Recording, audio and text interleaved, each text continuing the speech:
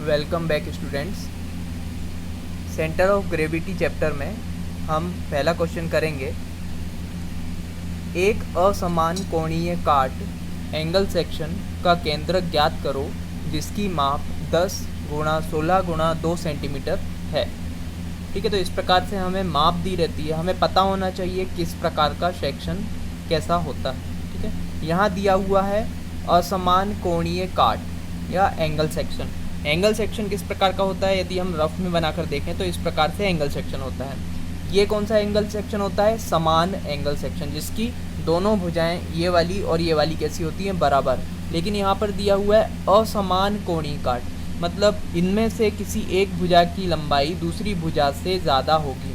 ठीक है, तो यहाँ पर हम माप देख रहे हैं, एक 10 सेंटीमीटर है, एक 16 सेंटीमीटर है। ठीक है, तो मान लीजिए ये वाली 10 है और ये थोड़ी ज़्यादा लंबी है, इसको मान लिया 16। तो ये तो दोनों हमें माप पता चल गई। बाकी ये जो 2 सेंटीमीटर दिया है ये क्या है? तो ये उस एंगल सेक्शन की मोटाई होती है। तो इस प्रकार से आप एंगल सेक्शन को कंप्लीट कर सकते हैं। ये 2 सेंटीमीटर जो होगी ये उसकी मोटाई हो जाएगी। ठीक है, तो इस प्रकार का हमें एंगल सेक्शन बनाना है। तो एक बार हम इसे बना लेते हैं। तो हम इसका थोड़ा सा ये एक स्केल मान लेते हैं कि ये जो 10 सेंटीमीटर है उसको हम 5 सेंटीमीटर खींच लेते हैं। तो ये 5 सेंटीमीटर हमने यहाँ से लेकर यहाँ तक खींच दिया। और 16 सेंटीमीटर कितना हो जाएगा? 8 सेंटीमीटर आधा करेंगे तो।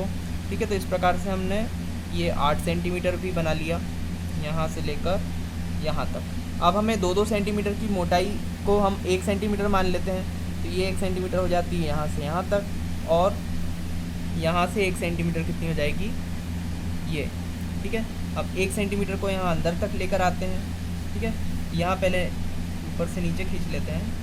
तो ये हो गया एक सेक्शन, और दूसरा सेक्शन हो जाएगा हमारा ये।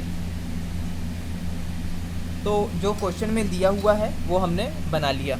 अब इसमें एक चीज़ और हम मान लेते हैं कि ये जो नीचे वाली बॉटम लाइन है ये किसको प्रदर्शित करती है? एक्स एक्सिस को। और यहाँ पर जो लेफ्ट हैंड साइड में जो लाइन है ये प्रदर्शित करती है वाई एक्सिस को। इसी प्रकार हमारा मूल बिंदु क्या हो जाएगा? 0 0 ये हो जाएगा।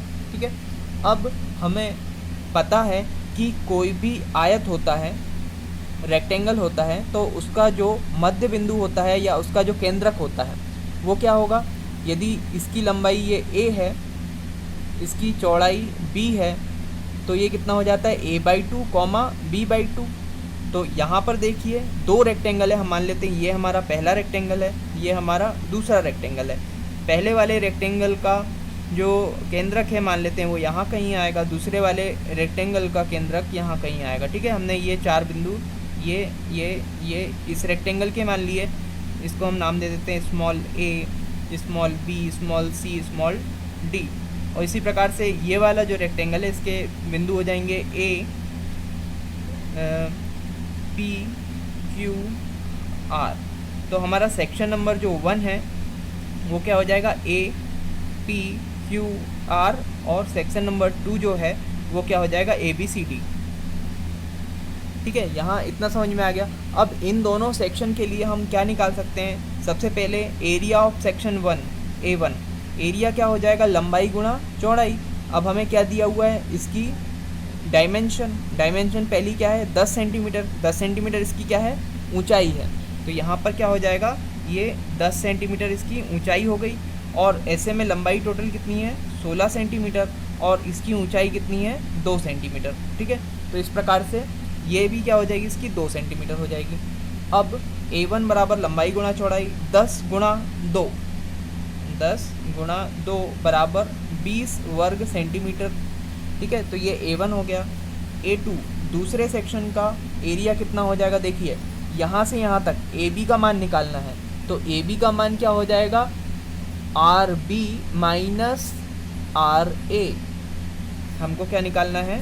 यहाँ पर RB का मान निकालना है, नहीं, हमें निकालना है AB का मान निकालना है। AB बराबर RB माइनस RA। तो यहाँ देखिए AB का मान कितना आ जाएगा? RB का मान कितना है? R से लेकर B तक कुल कितना है? 16।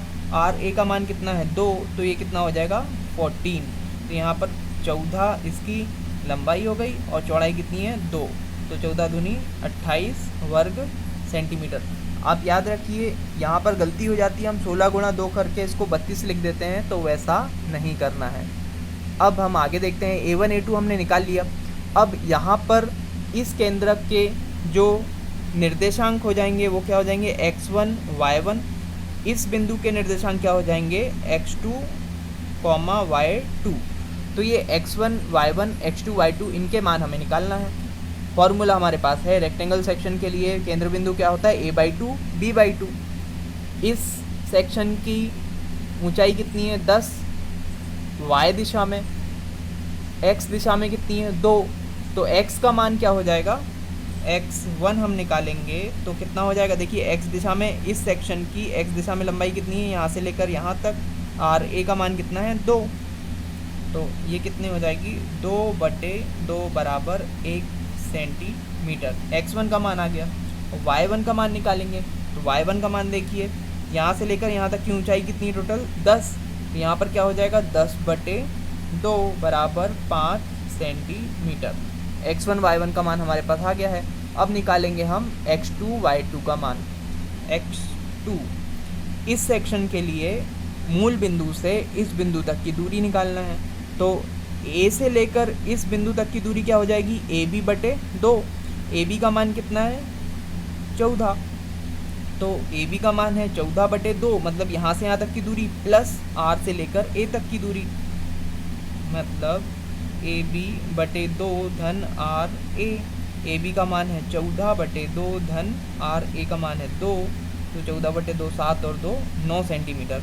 और y2 देखिए ऊंचाई यहाँ से यहाँ तक कुल ऊंचाई कितनी है 2, यहाँ तक की ऊंचाई कितनी है 2, तो इसका बिंदु की ऊंचाई कितनी हो जाएगी 2/2 बराबर 1 सेंटीमीटर। तो अब हमने x1 y1 x2 y2 और a1 a2 तीनों के मान निकाल लिए हैं। अब जो इसका केंद्रक आएगा उसका फॉर्मूला हमें याद रखना चाहिए। x बार बराबर होता है a1 x1 plus a2 x2 upon a1 plus a2, और y बार का मान क्या होता है a1 y1 plus a2 y2 upon a1 plus a2। अब हम मान रख देते हैं x बार बराबर, इसके लिए सबसे अच्छा तरीका ये होता है कि आप सभी मान एक जगह पर लिख लें, है ना। a1 बराबर 20, x1 बराबर 1, x2 बराबर 9, a2 बराबर 28, y1 बराबर 5 और y2 बराबर है 1। ठीक है, अब गलती नहीं होगी।